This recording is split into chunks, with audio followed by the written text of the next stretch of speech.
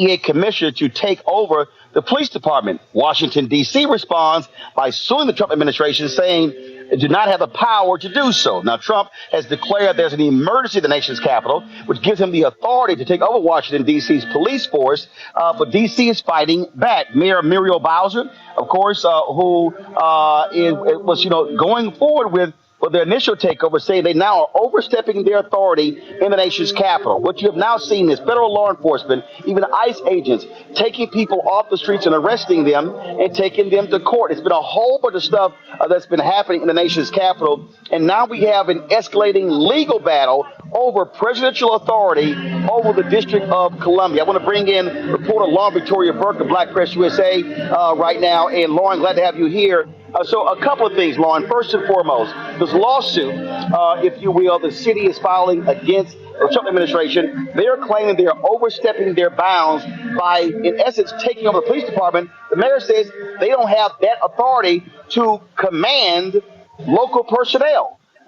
Right. And apparently they don't, because in court today, in federal court, effectively the government, the DOJ folks got scared and left and are going to come back. They're going to reword what they wrote and come back. Obviously, their authority is very questionable. A lot of people are asking, well, why didn't D.C. challenge the federal government on Monday and not just sort of capitulate to the idea of this state of emergency thing in the first place, which is not a bad question. But at any rate, this round was won by the city of D.C., by the District of Columbia, by Mayor Muriel Bowser and her AG, Brian Schwab. They won effectively in court this moment. So the police chief, Pam Smith, is still in charge of the D.C. police force. It is a very questionable and big mystery as to, are they apprehending people? Who is being apprehended? Where are they ending up? And frankly, when I was in court today, it was extremely confusing because I couldn't figure out who was in there in terms of whether it was related to ICE arrest or not, or DC Metropolitan arrest or not. There were so many people in court that it was quite confusing. But the bottom line of your question, Roland, is that the District of Columbia did win a round. About 30 minutes ago, the mayor came out and made an announcement effectively that, their police chief is still in charge at this moment. Talk about that what court was like, because you said it was just one of the most shocking things you ever witnessed. Okay, I was confused, frankly. I usually do federal court related things because it's members of Congress and federal court trials, et cetera. So I hadn't been in a municipal court in a while. This is D.C. Superior Court. And for those who may not be familiar, close to the Capitol, in a section called Judiciary Square, there were a number of Free DC, there's a group called Free DC protesters out and about. And I'd heard from one of them that, look, if ICE apprehended somebody tonight, or last night, I should say, in the last 24 hours, they should be appearing in court at 1:30. In the basement of DC Superior Court. Really, the basement section is where a courtroom C10 is. I go down there. There's a docket listing in an electronic board that goes on forever. At any rate, I go in, and when I say I was shocked, I mean, this whole process is just really shocking.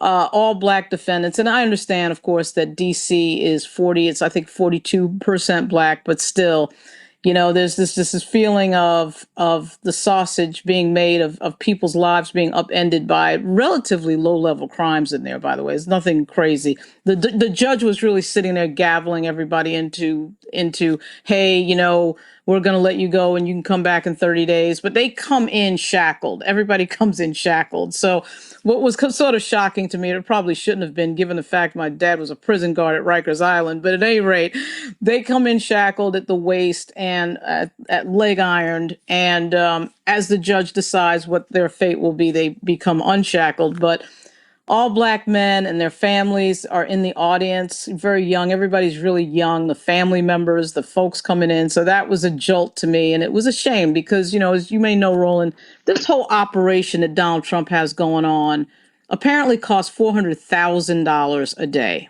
And effectively, they're concentrating on homeless people. Well, with $400,000 a day, you could figure out new schools, all sorts of activities, housing, affordable housing. So it's a shame when you watch up close our criminal justice system, what it does to people. It's demoralizing. There's a lot of young people going through that, and it is really sad to watch. Well, that is certainly the case, and to your point there, folks don't understand what's going on. I mean, are you having federal charges? Are you having, frankly, state charges, local charges? Right. Who's in Right. control? Who's doing what? And so it's a whole lot of confusion, and that's what happens when you do something haphazard and you just sort of just throw it together. And even worse, Roland, I went out relatively late last night in DC. I decided to drive around and walk around and see if I could find the same mayhem we saw on 14th Street. Good for the folks of 14th Street, mostly white folks, and what DC would call, of course, the gentrifiers out there. But still, they did a good job at really rousing that situation up and getting ICE off the street and saying, get off of our streets effectively. But at any rate, I went walking around the city. It was very quiet, not much going on. When I was in Ubers today, I asked all the Uber drivers, hey, are you seeing checkpoints? What are you seeing? Nothing. But one of the open questions about the way that Trump does things is, are these sworn police officers? We don't know that. I mean, some of these people do have insignia and have patches, and some of them don't. And a lot of them have masks on. So it's an open question in some of these proceedings. Who's arresting them? Is it federal or local? And now you got Pam Bondi. You have Trump's Justice Department deciding that they want to take over the police force. The question has to be asked, where is that leading? Take over the police force to do what? So that's what the primary problem is here. All right, then, Long Victoria Burke, we surely appreciate it. Thank you so very much for Thank you. joining us on today's show. I want to bring in my Friday panel. Glad to have y'all here on the show. Joining us right now, Michael Imhotep, host African History Network show out of Detroit. Matt Manning, civil rights attorney out of Corpus Christi, Texas. Cameron Trimble, CEO, Hip Politics Media, and former White House senior advisor. I want to start with you, Matt.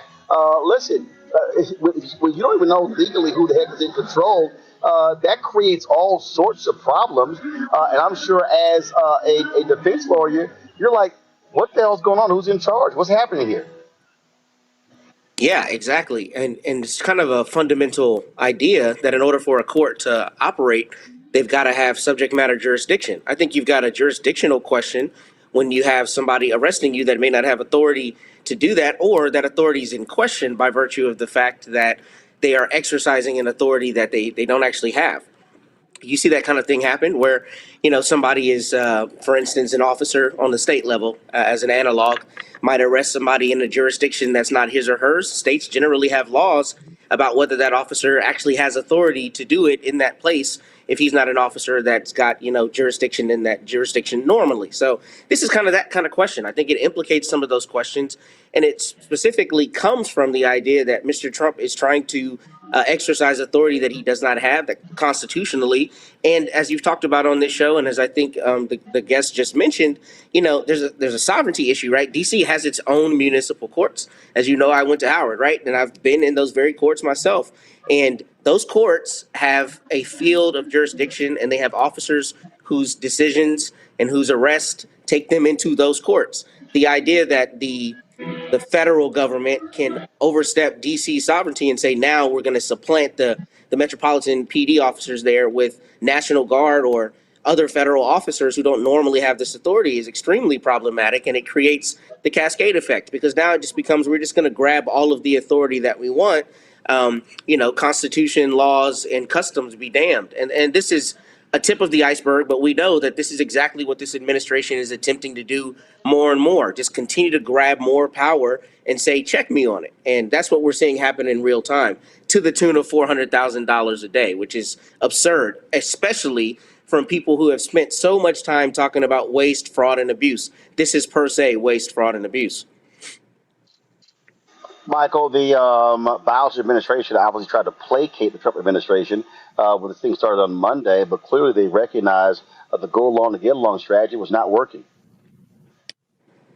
Yeah, now you and I and the panelists know that Muriel Bowser is in a different position than other mayors of other cities. But yeah, and she has to walk a tightrope, and I totally understand that. But the go along to get along wasn't working like with the masses of people. But also, I think you have to know when to pick your battles and make sure that you're on strong legal footing to do so. This would be an example of being able to really hit back when you're on strong legal footing, because the DC Attorney General said that the Trump administration does not have the legal authority to put somebody that Pat Smith, chief of police, has to report to. Okay, so we know Pam Bondi put Terry Cole, of the DEA, in charge of the police department, and it basically stripped Pat Smith, police chief, of authority to make decisions, things of this nature. So this is a very good legal argument, and it's this fight here, Roland, is resonating with the base, resonating especially with African Americans who want to see them fight back. But if I could just quickly interject here, Roland, one, we all know this is an authoritarian attempt by Donald Trump to distract from the Epstein files, number one. Number two, if he really wanted to continue the decrease in crime in Washington, D.C. has made some strides in the past couple of years in bringing down crime. One, he will restore the $1 billion in mental health grants that the Biden administration put in place, because the Trump administration revoked that. It's $1 billion in grants for Right. promoting mental health in schools. Yeah, But also it's not just Washington D.C. It's grants all across the country. And Cameron, that's the problem no, here. I understand that. You can't say you care about crime. No, I understand. 1 second, Cameron. You can't say you care about crime, but then you want to actually cut the actual crime prevention programs. Exactly, Roland. Like we realize this is all bluster. This is Cameron, can you hear me? Yes, Roland, exactly right. I think this feels like this is Cameron there. Yeah.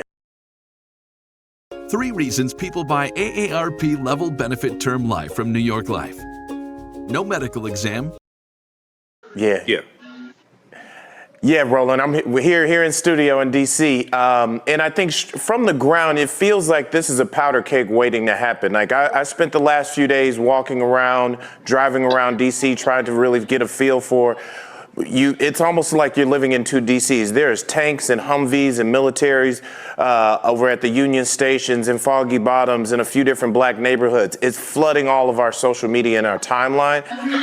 But then you also see it's quiet and you walk around the U.S. Capitol and it feels like it's every day. It's just a normal day in August in D.C. But it feels like this is an attempt and a test, as the other panelists said, to let me try to grab all the power I can, see who tries to check me on it, and then see how many other places I can implement this. Because this is definitely a fear tactic.